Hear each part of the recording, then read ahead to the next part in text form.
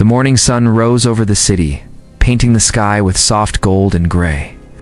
In the palace, the queen began another day of listening to endless words from men and women who bowed low, but spoke only of themselves. Requests for gold, requests for land, requests for power. Queen Evelyn sat tall and calm, but her heart was weary. She had grown used to empty words. And though her crown was bright, her spirit felt dim. The empty chair beside her throne seemed to grow heavier with each passing day. People looked at it, then quickly away, as if afraid to imagine filling that space. While the queen faced her long day, far away in the lower district, Jack stood outside his workshop, carried a worn satchel filled with tools, and wiped the sweat from his brow. The streets were busy with merchants, workers, and children running between carts. News spread through the crowd that the palace was in need of repair. One of the great defense machines, a huge engine that protected the palace gates, had failed. It was an old machine built long before Jack was born, and only few could still understand its parts. Jack was not eager to go. He had lived his life in shadows, fixing things without drawing attention. But men from the palace guards came into the district asking for help. They needed someone who could work with metal and wires. When they asked Jack, he hesitated, but his neighbors urged him forward. They told him no one knew machines better than he did. So with quiet steps, he followed the guards through the streets, leaving behind the noise of the market and the smell of smoke.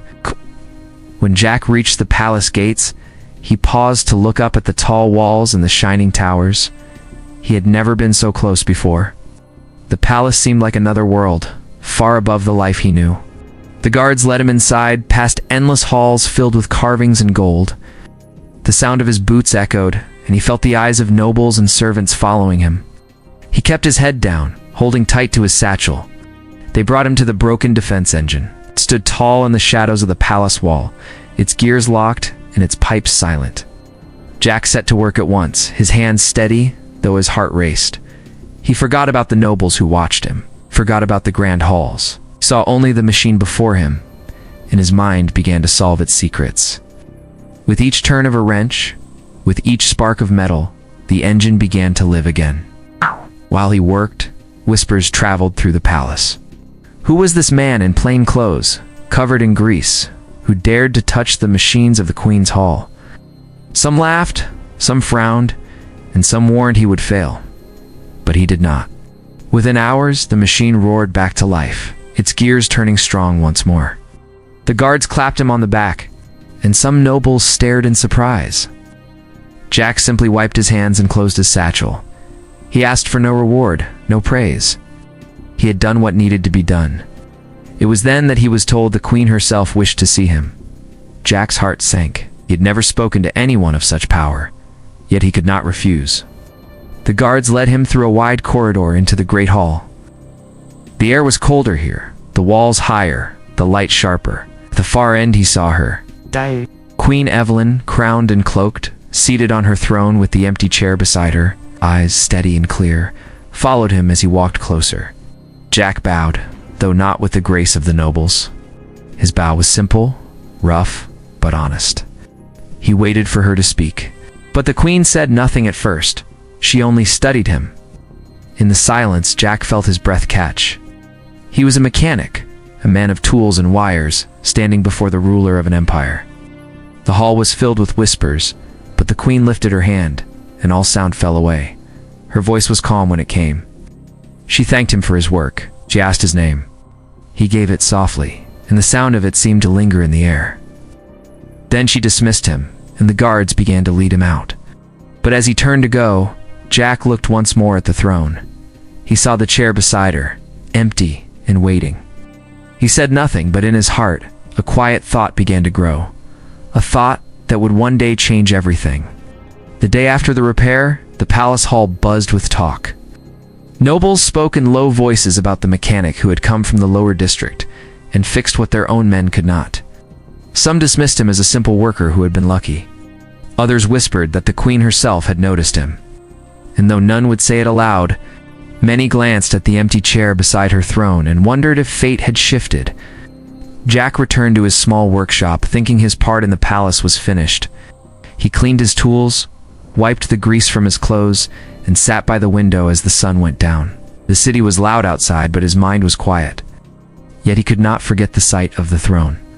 Not the gold, not the crown, not the walls. He remembered only the queen's eyes, steady and strong, watching him in silence. He had not expected to feel her gaze even after leaving the palace, but it stayed with him like a mark on his heart. The queen, too, did not forget.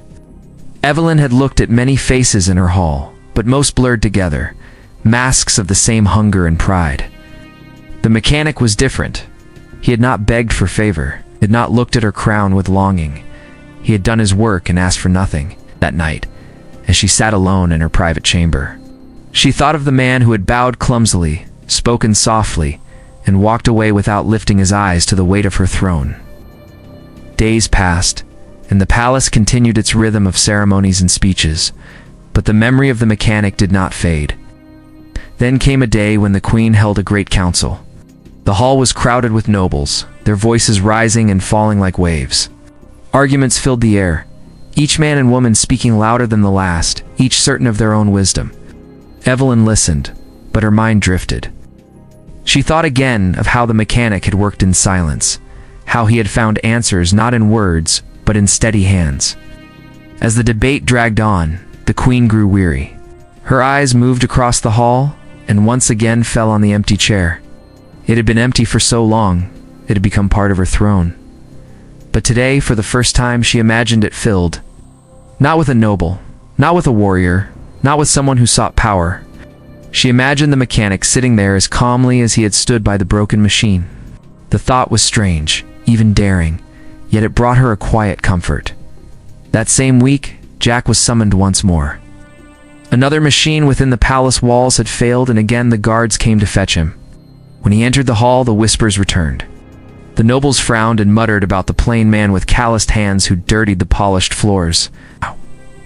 But the queen raised her hand and silence fell. Jack walked forward, head low, satchel on his shoulder. He stopped near the throne, but this time, instead of bowing and waiting for orders, he lifted his eyes. The queen met his gaze, and for a moment, the hall disappeared around them. Without speaking, she nodded toward the broken system at the edge of the room. He understood at once and went to work. When he finished, he did not leave at once. His steps carried him closer to the throne, closer to the chair that had been empty for years. The nobles leaned forward, whispers racing like fire. Jack's heart beat fast, but his face was calm. And then, in a moment that froze the hall, he sat down. No one breathed. The hall turned to stone. The queen looked at him, expecting perhaps some bold words, some claim to honor, some plea for reward. But Jack said nothing. He only sat, his hands resting on his knees, his eyes steady, his silence as strong as the walls around them. Queen Evelyn's lips curved, not into a smile, but into something softer, something only Jack could see. And in that silence, she did not feel like a queen above all others. She felt like a woman, no longer alone. The empty chair was empty no more. The hall never forgot the day Jack sat beside the queen. Nobles spoke of it in shock, soldiers whispered of it in secret, and servants carried the story through the palace walls. Some called it boldness, others called it foolishness, but the queen did not call it anything. She had let him sit there, and that was enough. From that day, something unseen began to grow between them, and Jack did not return often. But when machines failed or systems broke, the guards fetched him again. Each time he entered the palace, the nobles frowned. Yet the queen welcomed him with her quiet eyes. She never gave him titles or rewards, but she let him stay near her longer than anyone else. He did not ask for more, and that was what made him different. Jack treated her as a person, not just a ruler.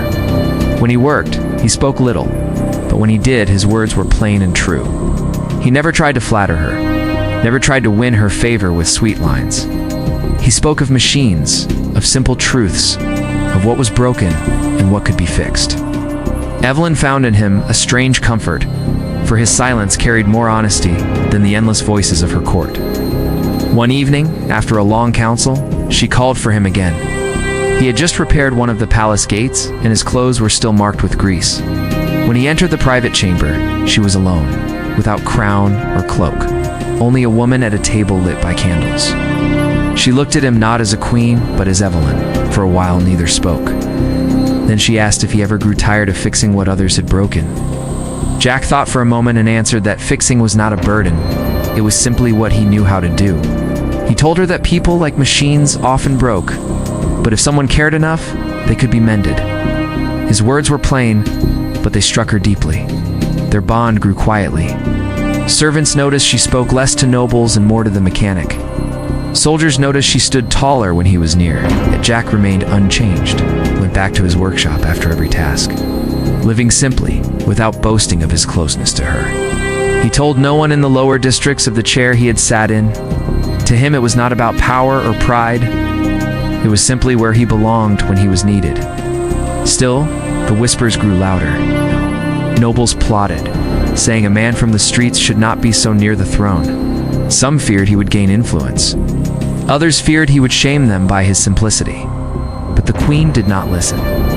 She had spent years surrounded by false smiles, and now she had found someone whose silence meant more than all their words. She would not let that be taken from her. One night, as storms raged outside the palace, Jack was once again called to repair a great engine that powered the hall's lights. Lightning cracked across the sky as he worked, and rain hammered the roof. Evelyn stood nearby, watching him with quiet eyes. When the machine came alive once more, the light fell upon them both, and in that glow she realized she no longer felt alone. She saw him not as a subject, but as a man who had given her something no crown could give, peace. He did not bow when the work was done. Instead, he stood beside her, steady and calm as thunder rolled outside. She looked at him, and for the first time in many years, she allowed herself a true smile. The hall would speak of it, the nobles would rage about it, but none of that mattered. What mattered was the silence they shared and the bond that grew in it. From that night, no one could deny it. The empty chair was no longer empty. It had found its keeper. And though no words were spoken, everyone who saw them together understood something had changed forever. The storm that had shaken the palace passed, but whispers remained like shadows in the halls. The nobles grew restless, their voices sharp with fear and envy. They spoke of Jack as if he were a danger, though he had taken nothing, asked for nothing, and claimed no power. They did not understand him, and what they did not understand, they despised. But the queen did not turn away. She stood beside him, as he had once chosen to sit beside her. Then came the time of trial. The empire faced a great threat, not from within the palace walls, but from beyond the city gates. Machines that guarded the borders failed one after another, and soldiers warned of danger pressing closer. Fear swept through the people. The nobles argued, pointing fingers and blaming one another, but no answer came from their endless words. It was Jack who saw the truth. The old defense engines were breaking not by chance, but by neglect. They had been ignored for years, while the nobles counted their gold. Jack understood their design, and he knew how to bring them back to life, but he could not do it alone. He went to the queen and told her what must be done. She listened, not as a ruler above him, but as a woman who trusted the man before her. She gave him her support, and with that, the work began. For days and nights, Jack labored with the soldiers and workers. He repaired gears, replaced wires, and guided men who had never touched machines before. The queen herself visited the sites, standing in the wind and rain as she watched him work. Her presence gave the people courage, but it was Jack's quiet strength that gave them hope. They saw in him a man who asked for no glory, yet gave all his effort. When the threat finally came, the engines roared to life once more. Walls of fire and iron guarded the city, and soldiers stood ready.